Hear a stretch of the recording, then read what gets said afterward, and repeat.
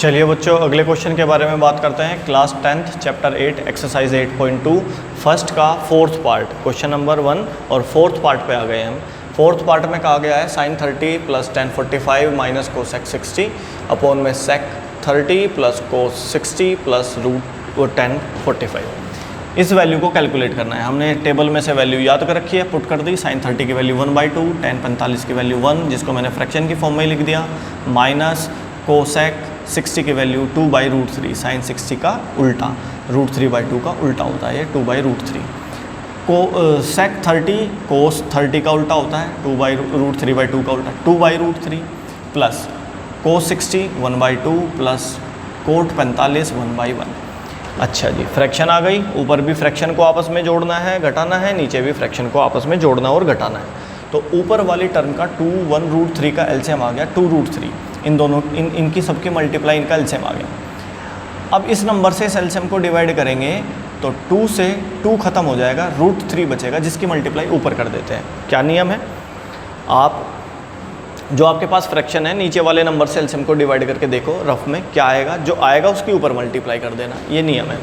तो 2 से 2√3 को डिवाइड करा, 2 खत्म हो गया, √3 बचा, उसके ऊपर मल्टीप्लाई कर दी, प्लस 1 से किसी भी नंबर को डिवाइड करता है वही आता है, यही आएगा, इसी की मल्टीप्लाई अब ऊपर कर देंगे। तो आ गया जी 2√3 माइनस माइनस √3 से इस एलसीएम को डिवाइड करेंगे तो √3 खत्म हो जाएगा, 2 बचेगा, इस 2 की मल्टीप्लाई ऊपर कर देंगे, 2 में 4। ऐसे ही नीचे करेंगे, ये मेन डिवाइड है, मेन डिवाइड।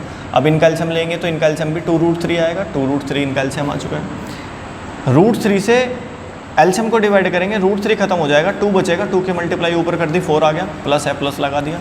अब इस 2 से इस एलसीएम को डिवाइड करेंगे तो 2 से 2 कैंसिल, ये वाला 2 कैंसिल हो जाएगा, √3 बचेगा, इस √3 की ऊपर मल्टीप्लाई कर दी, √3 आ गया, प्लस 1 से किसी को भी डिवाइड करते हैं सेम नंबर आता है, सेम नंबर, उसी नंबर की अब मैं ऊपर मल्टीप्लाई 1 में कर दूंगा तो 2√3 आएगा। अब आप कह सकते हो कि मेन फ्रैक्शन के एलसीएम से नीचे वाली फ्रैक्शन के एलसीएम को हम कैंसिल कर देते हैं, सेम आ गया। आपके पास क्या बचा, √3 एक बार, √3 2 बार, ये हो गए √3 3 बार। ये गौर करने वाली बात है कि ये वाली टर्म हो गई √3 3 बार, √3 3 बार माइनस 4। नीचे क्या बचा 4, √3 एक बार, √3 2 बार, दोनों प्लस के हैं तो ये भी √3 3 बार। ये इंपॉर्टेंट बात हो गई यहाँ पे छोटी सी। चलिए जी, अच्छा मैंने देखा 3√3 माइनस 4, 3√3 माइनस 4 और नीचे 4 प्लस, दोनों पॉजिटिव है तो मैं इसको आगे लिख लेता हूँ, इसके जैसा बनाने के लिए इसको पीछे लिख लेता हूँ।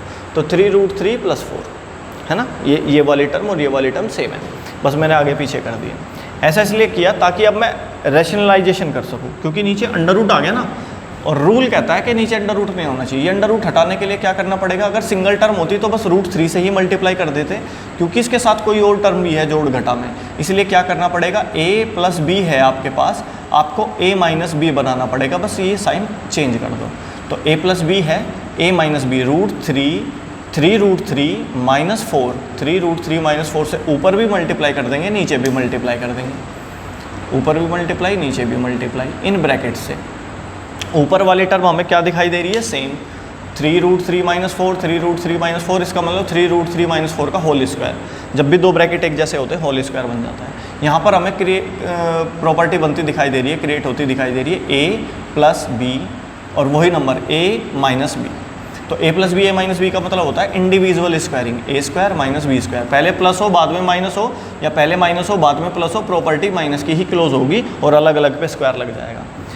आपने a माइनस बी का होल स्क्वायर पढ़ा होगा, a square plus b square, अगर माइनस है तो माइनस 2ab, 2 लिखो, a लिखो, इंटू में b लिखो, ठीक है।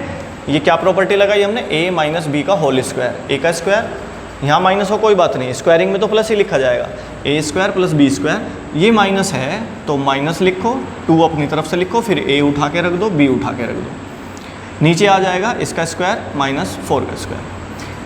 3√3 का स्क्वायर का मतलब कितना हुआ, 3√3 इंटू 3√3, 3 तिया 9 इंटू √3 की √3 से मल्टीप्लाई होगी 3, 9 तिया 27, इसलिए मैंने इसको 27 लिख दिया, माइनस 4 का स्क्वायर 16, ठीक है जी। अच्छा, ऐसे ही जब ये ऊपर 3√3 का स्क्वायर करना है, इसका मतलब 9 तिया 27 बनेगा, 27 बन गया, 4 का स्क्वायर 16 बनेगा, 16 बन गया। अब फ्रेश नंबरों की मल्टीप्लाई कर दे, 2 गुना 3 6, 6 चौक 24 और √3, 24 √3, 9 तिया 27 बना हुआ है आपके पास, 16 माइनस 24 √3, नीचे कितना था 27 माइनस 16, 27 माइनस 16 11। अब हम क्या करेंगे, 27 को और 16 को जोड़ दिया 43, फ्रेश नंबर में फ्रेश नंबर जोड़ा। इस 24 से हम कुछ नहीं कर सकते क्योंकि इसके साथ √3 फंसा हुआ है, घटा नहीं सकते। कभी 43 में से 24 घटा दो, नहीं, ये 43 फ्रेश नंबर है और ये 24 √3 है, यानी कि √3 24 बार लिखा गया और ये फ्रेश एक नंबर है 43। तो बस यहाँ से आगे आप ना कुछ कॉमन ले सकते ना कुछ डिवाइड कर सकते, ये आपका आंसर।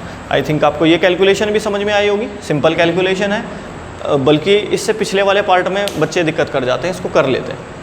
आई थिंक आपको ये समझ में आया होगा। मिलते हैं नेक्स्ट पार्ट में।